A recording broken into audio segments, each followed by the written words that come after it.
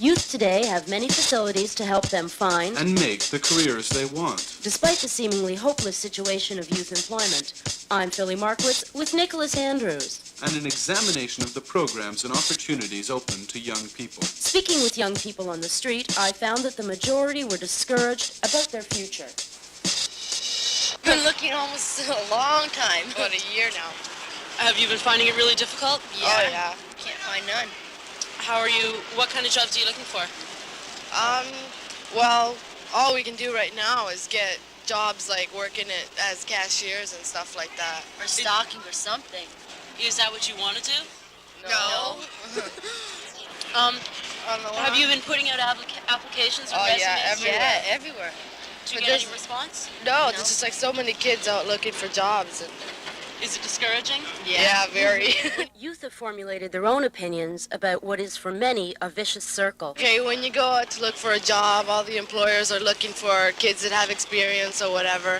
And then when no one hires you. And the reaction, sadly, is almost the same wherever you go. For a job and whatever it is I'm looking for, and they say to me, "I'm sorry, but we need someone that has more experience." Well, I say, how am I going to get the experience if you never give me a job? Now, when you look in the classified ads, everything says experience needed, everything, I've done a few applications, things like that, but most of them are already, taken.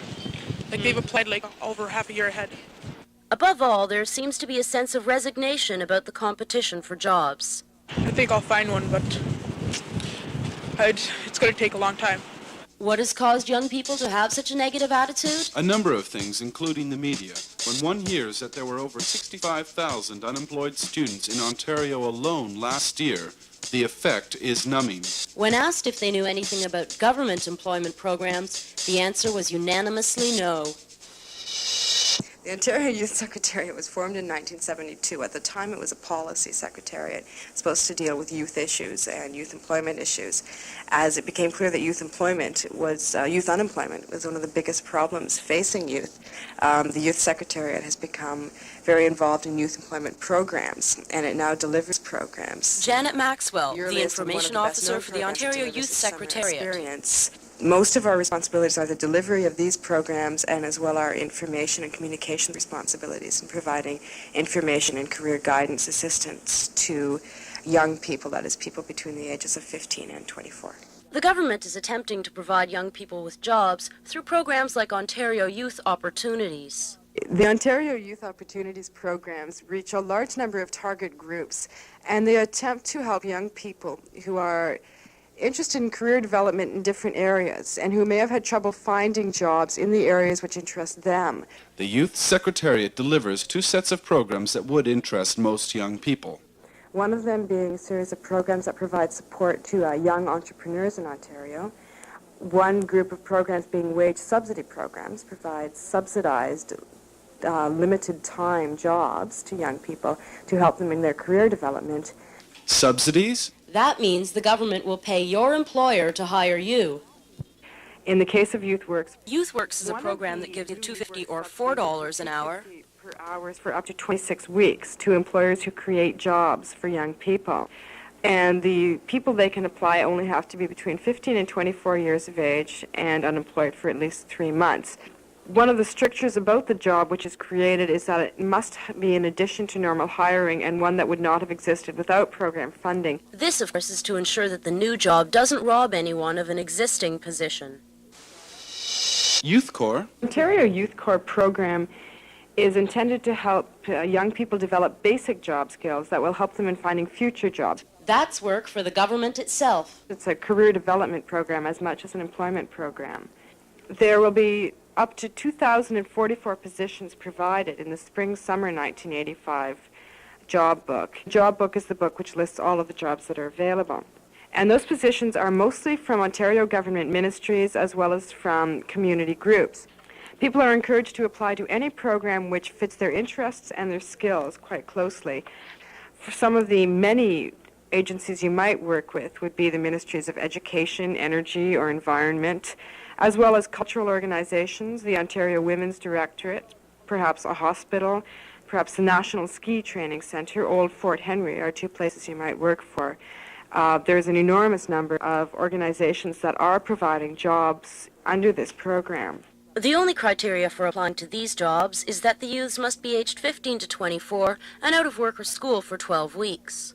You can get the job book from Youth Employment Counselling Centres in Ontario, from Canada Employment Centres, from YM and YWCAs, and from Community Information Centres. All you have to do is find a job which appeals to you, fill out an application, and send it to the appropriate ministry. Oh, and wait for a reply, of course. But if you are someone who would rather take the first step than wait for an approach, or someone who enjoys taking a risk, there are opportunities for you. Ontario Youth Enterprise is a section of Ontario Youth Opportunities which is designed to provide support, encouragement, and financial assistance to Ontario's young entrepreneurs, people who want to start their own small business, especially as small business becomes a more and more important part of the economy. Here, the government makes a distinction between students and youth out of school. First, Student Venture Capital. This program provides students with loans, interest-free loans, to support their own summer businesses. And the maximum loan amount is now $2,000. What can be done? What has been done? These students have started businesses that range from worm picking to computer software companies. Every kind of business has been sponsored by this, and it's been an extremely successful program. The loans are provided as early as April the 1st, or the first business day of April each year, and they're due the first business day of October each year.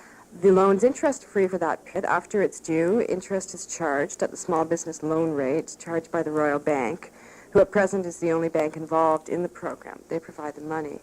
Application forms for Student Venture Capital are available from university and college placement centers and high school guidance centers, as well as participating chambers of commerce or boards of trade. And the chambers of commerce in Ontario are an important part of the program. They provide consultation and evaluation of businesses.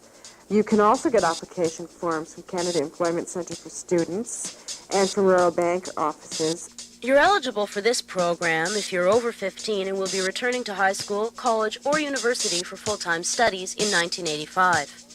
It was quite natural that the success and the popularity of the Student Venture Capital program would lead to a program that would provide loans to young people who wanted to start full-time year-round businesses, because Student Venture Capital is strictly aimed at summer enterprises. And so this year is the first year of operation of the Youth Venture Capital program, which also provides interest-free loans to young people who want to start their own year-round businesses. The maximum loan amount for Youth Venture Capital is $5,000. The Ontario government will guarantee the loan for 2 years, and they pay interest on behalf of the borrower for the first year. The repayment of the outstanding principal must begin in the second year. Youth Venture Capital is really trying to provide support to young people who want to start their careers as entrepreneurs, but who haven't had the years or the ability to develop credit ratings or backing, and who may not have the experience and the contacts that an older person would have. Application forms can be obtained by calling the Ontario Youth Hotline, which will give you information about youth programs across Ontario. The number is toll-free, and it's 1-800-263-7777. It seems a shame that young people are rarely aware of the opportunities available to them. An obvious place to go for information is a local high school, college, or university counseling or placement center. Canada Employment Centre for Students, basically its general function is to serve two groups of people. One are students looking for work for the summer. Two are employers looking to hire students for the summer. And really the job is to put the two together. Erwin Ellman at the Placement Center at Ryerson Polytechnical Institute. For basically every government program that's available to students for the summer. And we actually do referrals and placements through government programs. Summer jobs, part-time jobs, full-time careers. They take work to find, and the government is just one route you can take to finding the job you want. This summer, the government will provide about 2,000 jobs to young people. A less encouraging statistic is the fact that there will be well over 200,000 young people looking for jobs. Some other places you might want to apply to could be summer amusement parks like the CNE or Canada's Wonderland. You could work in home repair or painting with any one of many student-run businesses like College Pro Painters. But of course, if you want a job that will lead to a career, there are a number of steps you should take to ensure your chances at the job you want. The very first step, and the one that most people omit, is to do what we call a self-assessment. Now, what a self-assessment consists of is essentially reviewing, taking stock, your work history, which would include not only paid positions but unpaid ones such as volunteer experiences, committee work that you may have done. You can even regard the role of student in some ways as a form of unpaid work. Because one of the Rosemary Volpe, counselor and affirmative action coordinator at Ryerson Polytechnical Institute. You want to look at your educational history. You want to look at your skills and abilities. You also want to look at your interests, particularly those that can be job-related. You look at your personality, your temperament characteristics. You want to look at your work values, your priorities. And finally, you want to look at the kind of lifestyle that you want to be leading. Most people underestimate what they have to offer to an employer. And having gone through a self-assessment, it will increase one's confidence enormously. Another thing that you can do is to do an inventory of the accomplishments that you've made in your life. They don't have to be huge, award-winning, reward-getting accomplishments. Things that you felt particularly good about. Well, the next step after you've completed the self-assessment, and that really is a thorough research of yourself, the next step in the research process is researching industries, researching occupations. Susan Reed, the director of Ryerson's Placement Center, in reference to the hidden job market. The jobs that are out there that you may never hear about. Really what you have to do is use your creativity and in your job search, I think, and brainstorm as many avenues as you can. And that means knowing the market. I think one of the most effective ways of tapping the hidden job market is through the use of what we call information interviewing. Now, information interviewing can provide a number of kinds of things. One is career information, occupational information. Because one of the things that you want to do in the context of your job search is to get information about the kinds of positions for which you want to apply. That will help you to reinforce whether indeed this is the kind of job you want.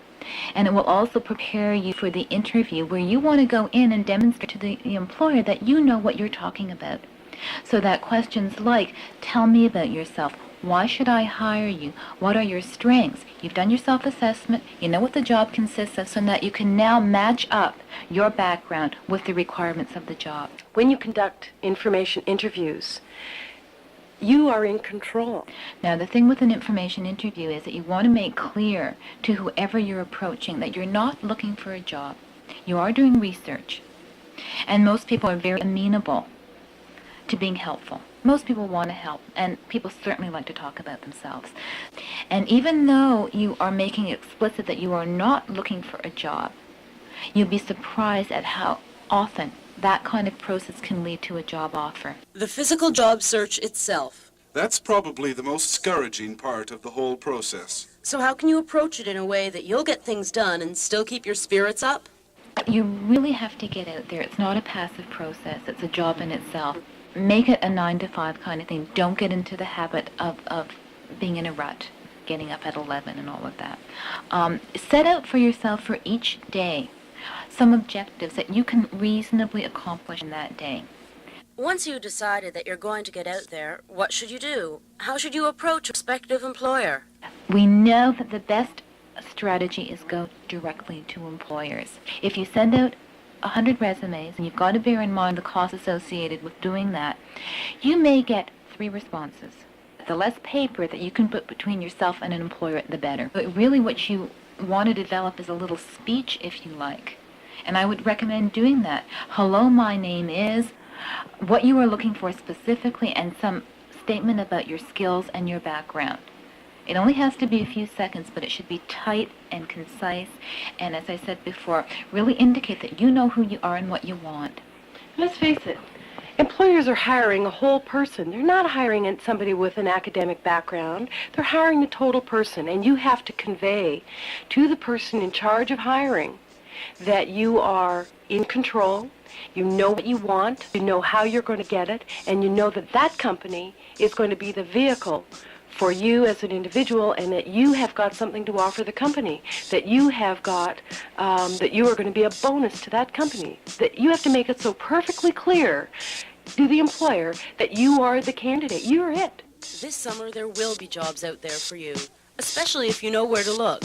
Don't neglect the government-sponsored programs like Ontario Youth Opportunities. And remember the tips: self-assessment, information interviewing, and positive attitude and presentation. Use the facilities available to you, like the Youth Secretariat's pamphlet, The Edge. It's on finding a job or creating your own and making the most of it. Young people who are looking for information on what programs are available and which ones may be applicable to them should call the Youth Hotline, which can be reached toll-free across the province at 1-800-263-7777. Remember, there are jobs out there. Just use the facilities available to you. And the results will be that you'll not only find a job, but you will find the job, or be offered the jobs that really are going to fit in with your goals and your personality, and really make a beginning for you. Let's face it, you're it.